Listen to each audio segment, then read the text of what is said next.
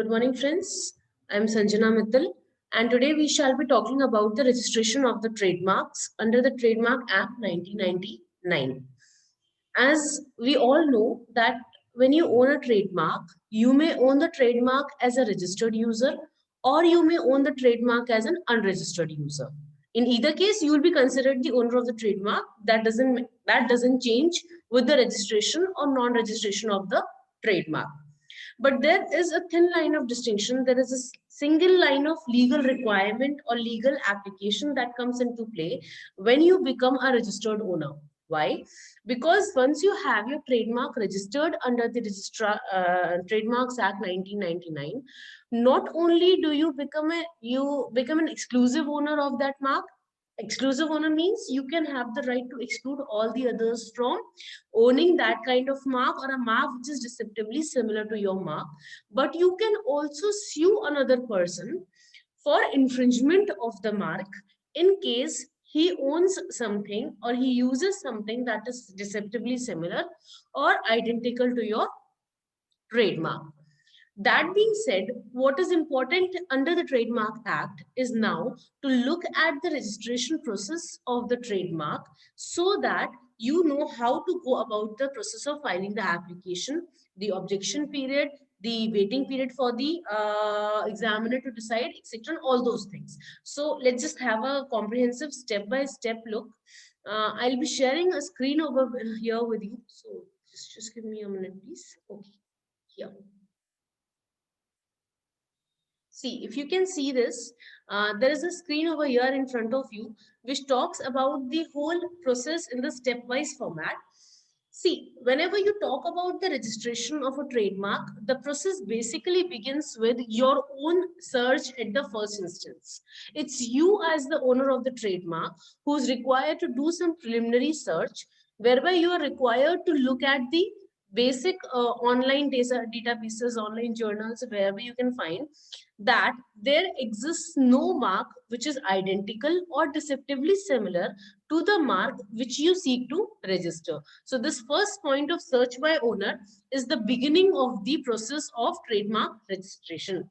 Second process is your application by the owner. Now, this is where the formal process begins. The first part, search, was your informal, to be done at your own personal level, or maybe with the help of certain agencies which can get your mark registered. But that is an informal starting. The formal process starts with the filing of the application by the owner for the registration of the trademark. Now, when you file this application, there are certain particulars that your application consists of. For example, the name of the owner, that is your own name, the place of business, your own address, and most importantly, the identification details of the mark. So all these things have to be incorporated in your application. Your application is a legal document which sets into motion the whole registration process of the trademark. In this application, there is a requirement of mentioning the place of business. Now, what you need to understand is that place of business, as you must be knowing it beforehand, place of business is basically the place wherever your business is being carried out. Now, say for example, if your business is being carried out in more places than one, in that case, whichever place you mention as your place of business in the application will be the place of business for the purposes to be followed thereafter. So now this is the application point that we talked about. Basically, when you're looking at the application, you have to make note of two things: the particulars that are to be contained in the application and the concept of place of business under the application. Simple. Once the application has been filed with the controller of the trademark or the registrar of the trademark, basically the controller of patent, trademark and layout design is known as the registrar of trademark as well. So you file the application with the registrar of the trademark in whosoever jurisdiction your place of business lies, and whichever registrar has the jurisdiction in that area, you file the application with him. Once you have filed the application, your work is done. For the time being, now you don't have to worry about anything. Now the ball gets rolling, and one after the other, the steps will follow on their own. You don't have to worry about it at the moment. Now you file the application. What the registrar will do is he will adjudge your application. He will look at the grounds or merits of your application based on the grounds given under Section 9 and Section 11 of the Trademark Act. Basically, Section 9 lays down certain absolute prohibitions, absolute grounds, under which the application can be rejected, and Section 11 lays down certain relative grounds based on which the application may be rejected. So what the registrar is going to do is, he's going to look at your application. He's going to determine whether your application can be accepted or rejected based on these grounds. If your application falls within the category of any of the grounds under Section 9, that is absolute limitations, or under Section 11, that is relative limitations, he may reject your application. But if he rejects your application, he has to record the grounds of rejection in writing. On the other hand, he may accept your application if your application is not barred by any of the aforementioned grounds. If he accepts your application, he may accept your application conditionally, or he may accept your application unconditionally. In case he accepts your application conditionally, you are required to amend your applications according to the conditions laid down by the registrar, and then the subsequent process will follow. If he accepts your application unconditionally, in that case, you don't have to worry about anything. Immediately after your application has been accepted unconditionally, or the amended application as required to be amended conditionally, it will be advertised in the trademark journal. Now, this advertisement in the trademark journal is the most important step. Why? Because it is now from here the concept of objection to the trademark begins. See, this is the beauty of the Trademark Act. The Trademark Act doesn't just allow the doesn't just give the rights to the trademark owner, but it also permits the public at large. It also gives certain rights to the public at large to object to any trademark which they don't feel to be that it should be registered. Why? Because either the mark is identically similar to their mark, or maybe deceptively similar to their mark, or be violative of any other ground. All right. So basically, once the publication of the advertisement or publication of the application has taken place, there opens up a 3 months window for raising objections by the public on that trademark. Okay, so now from here, from the date on which there has been the publication or advertisement of the application in the trademark journal, from that period onwards, within the period of 3 months, extendable by 1 month, that is 3 months is the statutory period. Okay, 3 months में आप कभी भी objection raise कर सकते हो.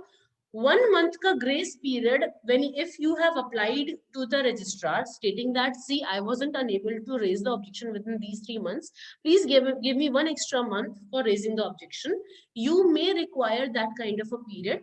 So basically speaking, it's 3 months plus 1 month for raising the entire objection. Okay, after that no objection can be raised. So it is these 4 months during which you may reject, you may object the registration of a trademark, especially on the grounds given under Section 11 of the Act, as I had told you earlier, which deals with the relative grounds, specifically being that the mark is deceptively similar to already registered mark, or maybe the mark is similar to a mark which is already being used by another owner, even though it is not registered, or the mark is deceptively similar to a well-known trademark, etc. So there are grounds like these which have been given under Section 11, based on which the objection may be raised.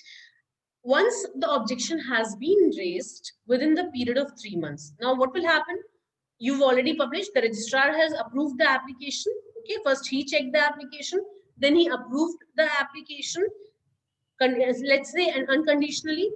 When he approved the application unconditionally, the application got published in the Trademarks Journal.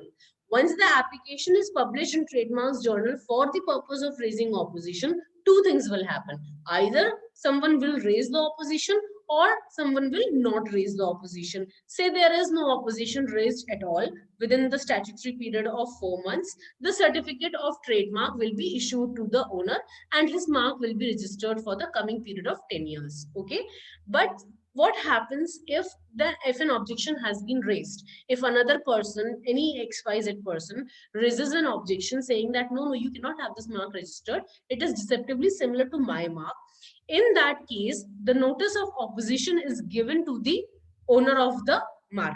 Okay, he's told, he's informed that look, this particular opposition has been raised, so please mm, this particular opposition has been raised. So please kindly address the opposition. Lay down your grounds of how your mark is distinctive from the other mark.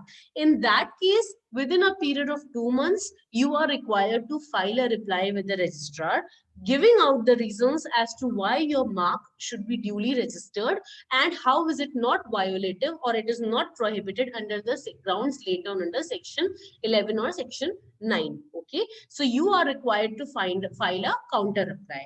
If the registrar so feels, he may even give a chance of hearing to both the parties in his office, or otherwise he may require the written documents to be duly filed.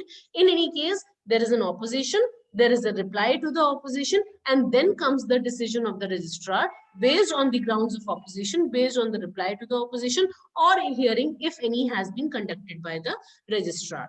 After all this is done, after the hearing, if after perusing the documents that have been put before him, if the registrar is of the opinion that yes, the mark can be duly registered, the registrar will strike down the opposition and he will ultimately issue you the certificate of registration, which shall again be valid for 10 years.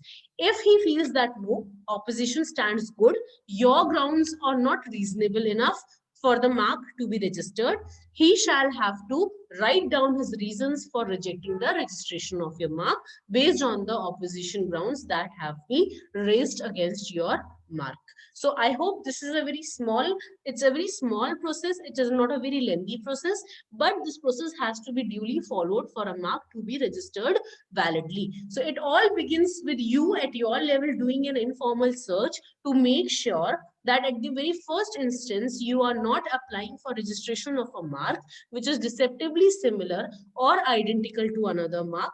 Once you have done this, the formal part of the process begins, where you file an application with the registrar of the trademarks, who then peruses your application and measures the merits of the application on the touchstone of two grounds. Grounds under section 9, which talk about absolute prohibitions, and grounds under section 11, which talk about relative prohibitions. Once he has perused the application, he is bound to either accept your application conditionally or unconditionally, or reject your application. If he rejects your application, he is required to give you the grounds of rejection in detail. If he accepts your application conditionally, you are required to amend your application subject to the conditions that have been informed by him and apply to him again. Or if he accepts your application unconditionally, he is required to publish their application within 6 months from his acceptance in a trademark journal. Once the application has been published in the trademark journal, it is open to the public at large for any opposition that they may raise on the grounds as given under section 9 and 11, again specifically under section 11. And then that window, that grace period of 3 months is available to the people to raise an objection to the intended trademark for registration. This period of 3 months is extendable by a period of 1 month for the registration. After all this is done, the opposition grounds and the grounds that you have replied to the opposition are presented before the registrar. He is required to inform you about the opposition. You are required to give back a counter statement of why you still want to have your mark registered, or how your mark does not fall under the ambit of the opposition that is raised. The registrar then peruses both the grounds, the opposition and your grounds supporting your application. Based on the grounds and based on the hearing, if any, that has been permitted by the registrar, he may then either reject your application, for which again he has to lay down the grounds, or he may permit your application to be registered, your mark to be registered, in which case a certificate of registration shall be issued to you, which will make your trademark a registered trademark for a period of 10 years. So I hope this was clear to you. It was a small succinct lecture that consisted of the basic procedure of the trademark registration. Usually trademark registration is considered to be an easier process. I hope we get to meet again in another class for another new topic on some of the concepts which are very basic to various law subjects. Thank you for giving your time and thank you for being here with me.